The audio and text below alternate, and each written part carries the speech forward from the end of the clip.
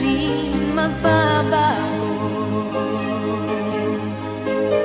Ang pag-ibig na inalay ko sa'yo,